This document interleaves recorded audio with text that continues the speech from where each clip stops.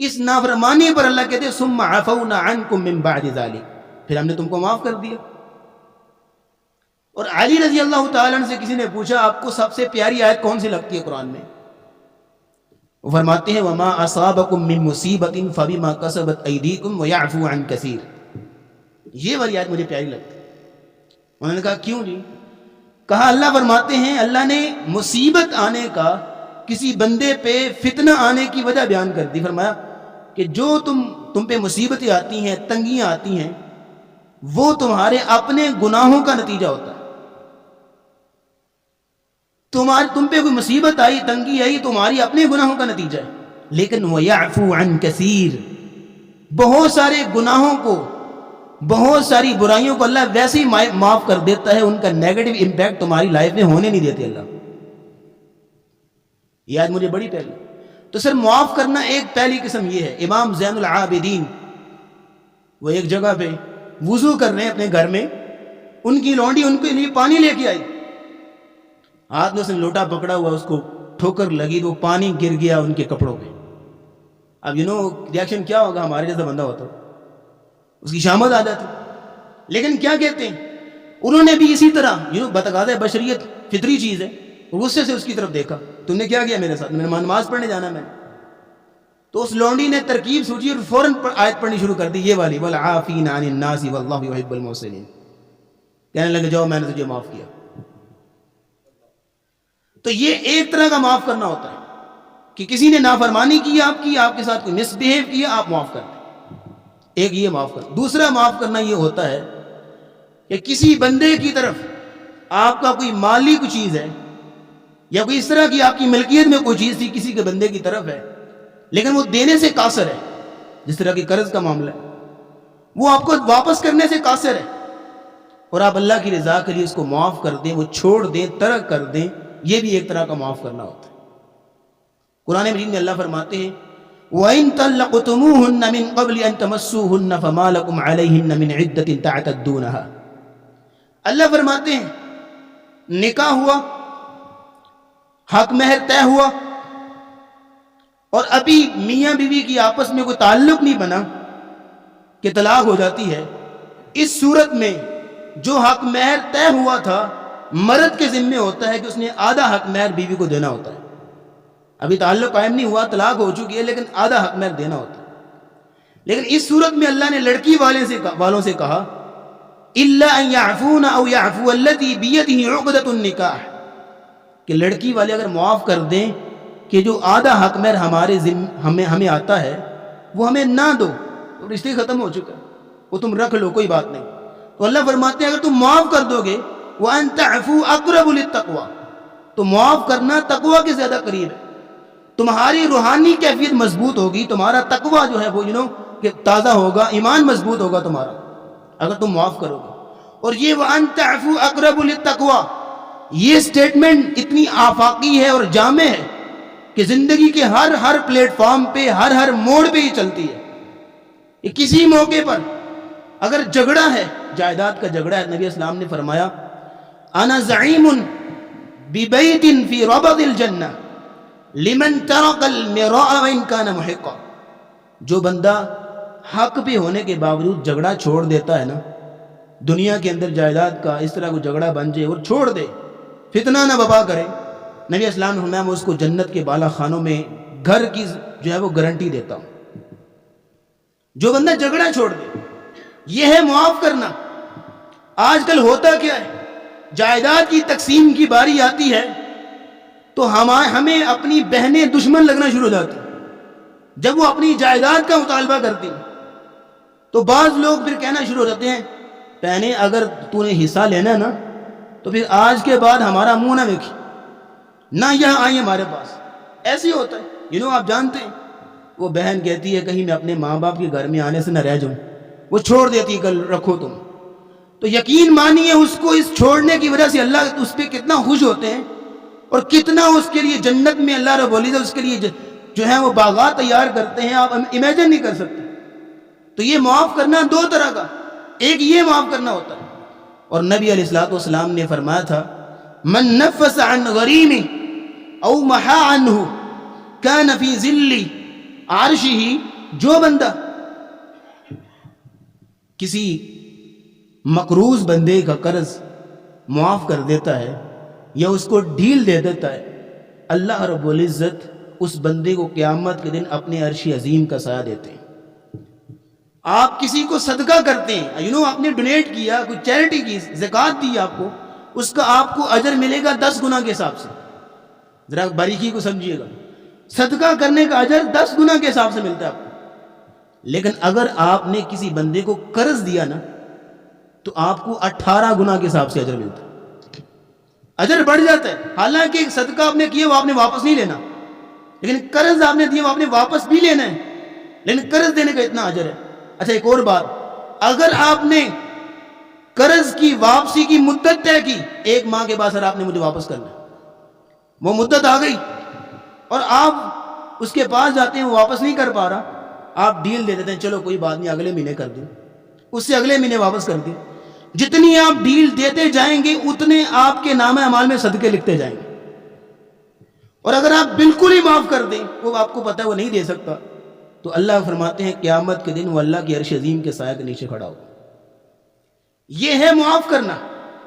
اور اللہ رب العزت یہاں تک اللہ نے ایک ایسے ایسے نیک بندے پیدا کیے۔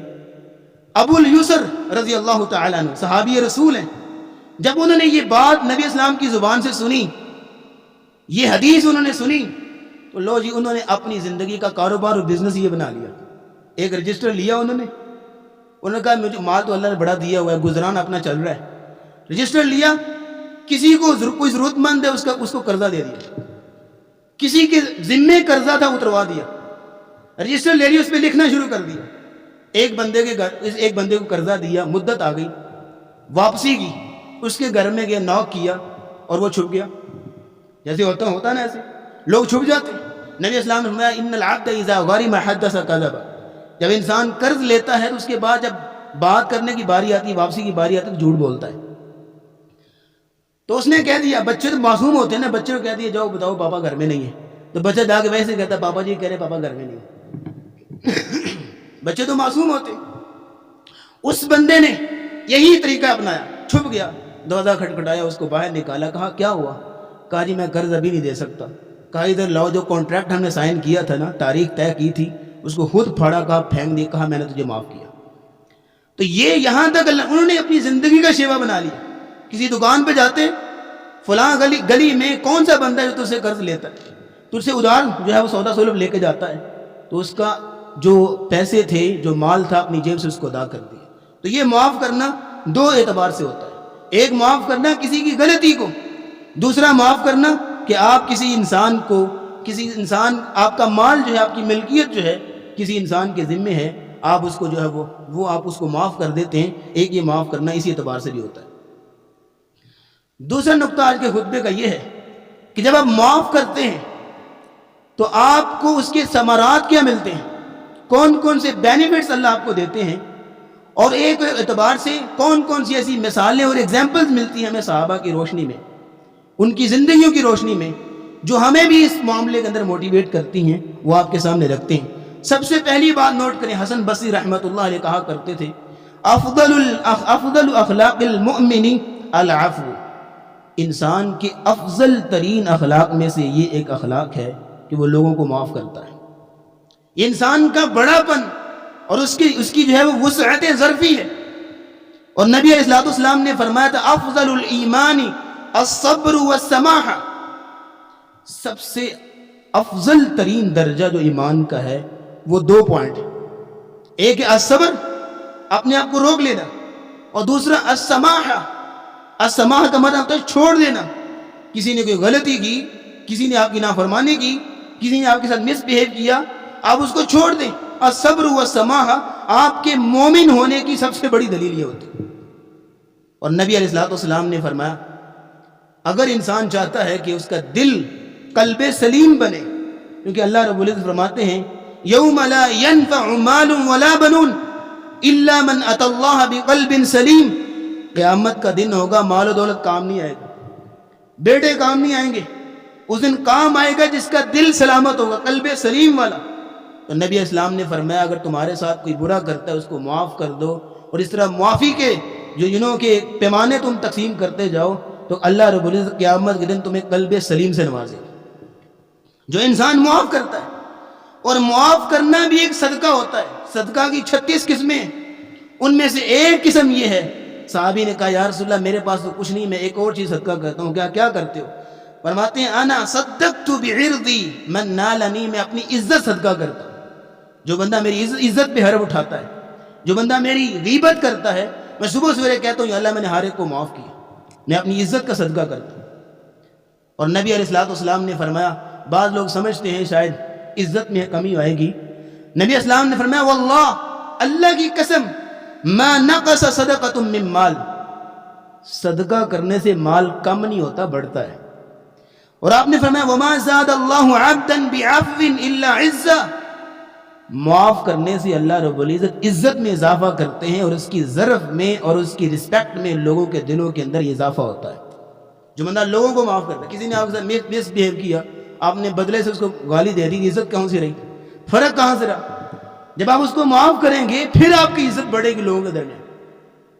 اور ابن قیم رحمۃ اللہ علیہ کہا کرتے تھے کل الناس فی حل منی، آج کے بعد میں ارادہ کرتا ہوں جس نے بھی میرے ساتھ کچھ بھی کیا، غلطی کی، برائی کی، میں نے سب کو معاف کر دیا. اور یہ وہ ابن قیم ہے کہ جو بندہ ان کے مخالف ترین تھا اور معاشرے کے اندر ان کو جو ہے کہ جیسے ایک بدنام کرنے کی کوشش کرتا ہے، جو بندہ ان کا مخالف ترین تھا، وہ جب مر گیا نا، اس کے گھر والوں کے پاس گئے اور جا کے کہا تمہیں ماہانہ کتنا خرچ چاہیے ہوتا ہے. اس کے گھر والوں کا ماہانہ خرچ خود اٹھا لیا، حالانکہ جو زندگی میں بڑا ترین مخالف تھا. اور ایک زمانے قریب میں بہت بڑے معالم اور محدث گزرے، ثناء اللہ امرتسری رحمہ اللہ، ان پر کسی شخص نے قاتلانہ حملہ کیا کندھے کے اوپر، وہ بندہ پکڑا گیا، جیل چلا گیا. اب وہ جیل میں ہے، یہ اس کے گھر میں گئے اور جا کے اس کی بیوی بچوں کا نان و نفقہ خود اٹھا لیا. وہ جب جیل سے چھوٹ کے باہر آیا، وہ پوچھنے لگا اپنے گھر والوں سے کھاتے کہاں تھے؟ کہا پتہ تو نہیں ہے، لیکن ایک ثناء اللہ نامی بندہ آتا تھا، وہ آ کے دے جاتا تھا. کیسا لوگوں کا بڑا پن، کیسا لوگوں کا بڑا ظرف ہوتا تھا. عبداللہ ابن مسعود رضی اللہ تعالی عنہ اپنی پگڑی کی میں کچھ پیسے رکھے ہوئے تھے، ایک جگہ میں پگڑی اٹھا کے رکھی اور لیٹ گئے. ایک چور آیا اور ان کے پیسے پکڑ کے لے گئے. اب یہ وہی امامہ، ان کے ذہن میں یہ تھا کہ امامے کے اندر پیسے ہیں، وہ سر پہ رکھا اور بازار چلے گئے. وہاں جا کے پیسے دینے لگے چیز خریدنے کے لیے، تو پیسے نہیں ہیں، تو کہا یہ تو چوری ہو گئے.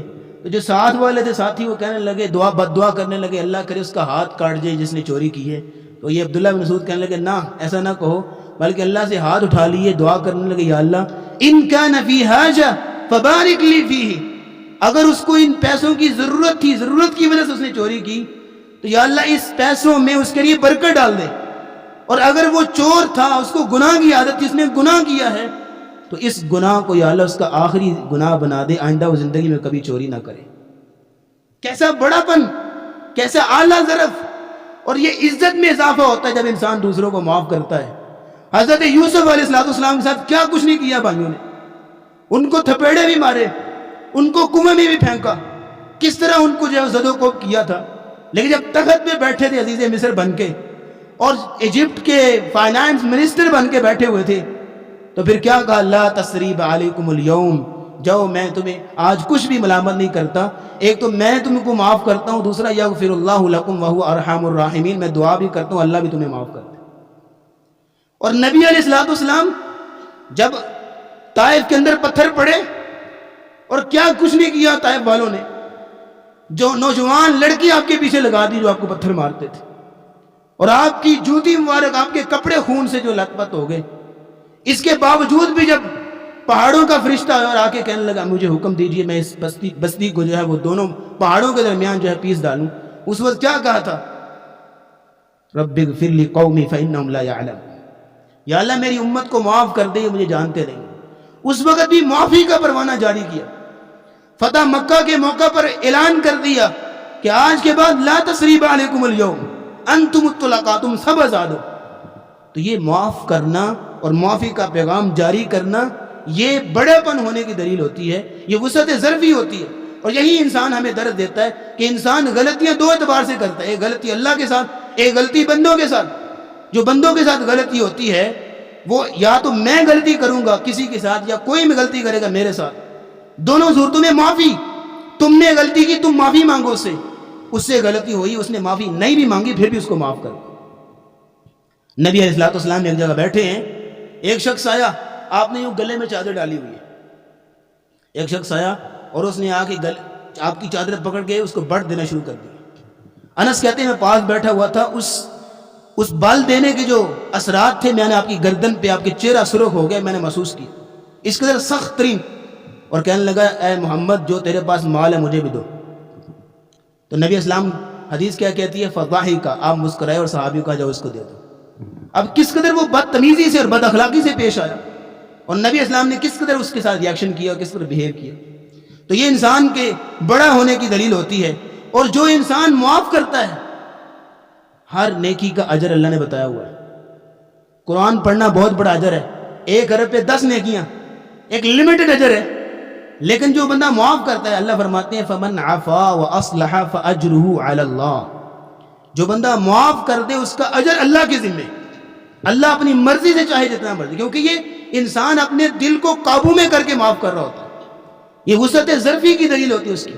اور اللہ فرماتے ہیں فمن عفا واصلح فاجرہ علی اللہ۔ اور ایک اور یہاں ضابطہ سن لو، اگر تم لوگوں کو معاف کرو گے اللہ تمہیں معاف کرے گا، اگر تم لوگوں کو معاف کرو گے اللہ تمہیں معاف کریں گے۔ ابوبکر صدیق رضی اللہ تعالیٰ عنہ، ان کا ایک خالہ زاد بھائی تھا مستہ، جس کی کفالت یہ کرتے تھے، جس کے گھر کا نان و نفقہ یہ اٹھاتے تھے۔ جب حضرت عائشہ صدیقہ رضی اللہ تعالیٰ عنہ پر بہتان لگا تو حضرت مستہ بھی اس بہتان میں ملوث ہو گئے، حالانکہ خالہ زاد ہیں، اپنے رشتہ دار ہیں، تو اس بہتان میں مستہ بھی ملوث ہو گئے۔ تو ابوبکر صدیق نے ارادہ کر لیا کہ آج کے بعد مستہ کو میں ایک چیز بھی نہیں دوں گا، 1 روپیہ بھی نہیں دوں گا، ارادہ کر لیا۔ تو اللہ رب العزت کا اوپر سے قرآن جاری ہو گیا۔ دیکھیں انہوں نے جو ریاکشن کیا تھا، جو قسم اٹھائی تھی ابوبکر صدیق نے، وہ بتقاضۂ بشریت تھی، وہ ایک فطری امر ہے، لیکن ان کی یہ قسم اٹھانا مقام صدیقیت کے مخالف تھی۔ جو ان کا مقام تھا، مقام صدیقیت، اس کے مخالف تھی۔ اللہ رب العزت نے قرآن میں کہہ دیا الا تحبون ان یغفر اللہ لکم، کیا تم پسند نہیں کرتے کہ اللہ تمہیں معاف کر دے؟ تم کیوں جو ہے وہ ایک ذاتی رنجش کی وجہ سے تم اپنا جو مال اس کو دیتے تھے، کیوں تم نے منع کیا؟ وَلْيَعْفُوا وَلْيَصْفَحُوا، اس کو معاف کر دو۔ الا تحبون ان یغفر اللہ لکم، تم یہ نہیں چاہتے کہ اللہ تمہیں معاف کرے؟ ابوبکر صدیق نے جب یہ آیت سنی کہ واللہ بلا یا ربنا نحب ان تغفر لنا، یا اللہ ہم پسند کرتے ہیں ہمیں معاف کر دے۔ اس کے بعد ارادہ کیا کہ آج کے بعد پوری زندگی جب تک میری سانس باقی ہے مستہ کو نان و نفقہ دیتا رہوں گا۔ تو معاف تم کرو گے اپنے اللہ کے بندوں کو تو اللہ رب العزت کی ذات جو ہے وہ تمہیں معاف کرے گی۔ اور آخری بات سن لیجئے، جب آپ معاف کرتے ہیں نا، اس معاف کرنے کا اثر پتہ کیا ہوتا ہے؟ وہ اللہ رب العزت قرآن مجید میں بیان کیا۔ اللہ فرماتے ہیں ادفع باللتی ہی احسن، جب تمہارے ساتھ کوئی غلطی کرے، آخری پیغام نوٹ کری، تمہارے ساتھ کوئی مسٹیک کرے، کوئی تمہارے ساتھ مس بیہیو کرتا ہے، تو اس کو اتنے اچھے طریقے سے ریاکشن کرو کہ اللہ فرماتے ہیں فَإِذَا الَّذِي بَيْنَكَ وَبَيْنَهُ عَدَاوَةٌ كَأَنَّهُ وَلِيٌّ حَمِيمٌ، کہ جب اگر تم اچھے طریقے سے اس کو دوبارہ جو ریاکشن کرو گے تو جو تمہارا سخت ترین دشمن تھا نا، كَأَنَّهُ وَلِيٌّ حَمِيمٌ، جگری دوست بن جائے گا تمہارا۔ جب تم اس کو معاف کر دو گے، جب وسعت ظرفی اور وسعت قلبی کا مظاہرہ کرو گے، تمہارا جو دشمن تھا، تمہارے بارے میں نیگیٹو پوائنٹ آف ویو رکھتا تھا، وہ بندہ تمہارا دوست بن جائے گا، کانہ ولی حمیم۔ تو یہ معاف کرنے کے اللہ رب العزت نے کچھ ثمرات بیان کیے تھے، وقت کافی ہو چکا ہے۔ اللہ رب العزت فرماتے ہیں والعافین عن الناس، لوگوں کو معاف کرنا یہ انتہائی جو ہے وہ تقوی کی دلیل ہوتی ہے، وَأَن تَعْفُوا أَقْرَبُ لِلتَّقْوَىٰ کے اصول کے مطابق، اور وَاللَّهُ يُحِبُّ الْمُحْسِنِينَ کے مطابق یہ بہت بڑا احسان بھی ہوتا ہے، اللہ کی محبت کی دلیل بھی ہوتی ہے، اللہ اس کو کتنا پسند کرتے ہیں۔ تو آج کا آخری پیغام یہ ہے کہ انسان دنیا میں غلطی کرتا ہے، کچھ غلطیاں بندوں کے اعتبار سے ہوتی ہیں، کچھ غلطیاں اللہ کے اعتبار سے ہوتی ہیں۔ جو اللہ کے اعتبار سے ہیں وہ اللہ سے معافی مانگیے، اور جو بندوں کے اعتبار سے ہیں وہ یا تو میں کسی کے ساتھ غلطی کرتا ہوں یا کوئی میرے ساتھ کرتا ہے. جب میں کسی کے ساتھ غلطی کروں فوراً اس سے معافی مانگوں, اور جب کوئی میرے ساتھ غلطی کرے فوراً جو ہے اس کو معاف کر دے, چاہے وہ معافی مانگتا یا نہیں مانگتا. جب یہ ہم ایک اصول قائم کرتے ہیں اپنے معاشرے کے اندر, پھر معاشرے کے اندر جو ایک کے ایک تفرقات ہیں, جو ایک جھگڑے ہیں, سینوں کے اندر حسد اور بغض بھرے ہوئے ہیں, وہ ختم ہوتے ہیں. اس اصول کو قائم کرنے سے ہمارا معاشرہ جو ہے اتحاد اتفاق کو جو ہے وہ انسان جو ہے اتفاق و اتحاد کی طرف آتا ہے. اور بعض لوگ بلیم کرتے ہیں جی وہ تو انسان ایسا ہے, بڑا انسان بنا پھرتا ہے اور وہ تو معاف نہیں کرتا. بھائی کسی کو بلیم نہ کرو, آپ کی اپنی زندگی میں آپ کیا کچھ اپنا حصہ ڈال سکتے ہیں اخلاقیات کے اندر, وہ آپ حصہ ڈالیے. وآخر دعوانا الحمدللہ رب العالمین.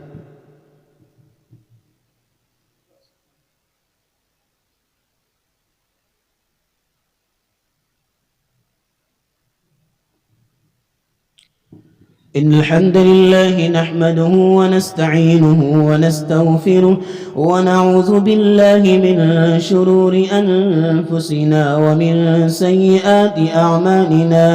من يهده الله فلا مضل له ومن يضلل فلا هادي له. ونشهد أن لا إله إلا الله وحده لا شريك له وأن محمدا عبده ورسوله. اللهم صل على محمد وعلى آل محمد كما بارك وسلم عليه. اللهم اشف مرضانا ومرضى المسلمين, أذهب الباس رب الناس واشفي أنت الشافي لا شفاء إلا شفاؤك, شفاء لا يغادر سقما. اللهم ألبسنا لباس الصحة والعافية. اللهم اشفنا شفاء كاملا عاجلا. ربنا آتنا في الدنيا حسنة وفي الآخرة حسنة وقنا عذاب النار. ربنا ظلمنا أنفسنا وإن لم تغفر لنا وترحمنا لنكونن من الخاسرين. ربنا تقبل منا إنك أنت السميع العليم وتب علينا إنك أنت التواب الرحيم. وصلى الله تعالى على رسوله خير خلقه محمد وعلى آله وأصحابه أجمعين برحمتك يا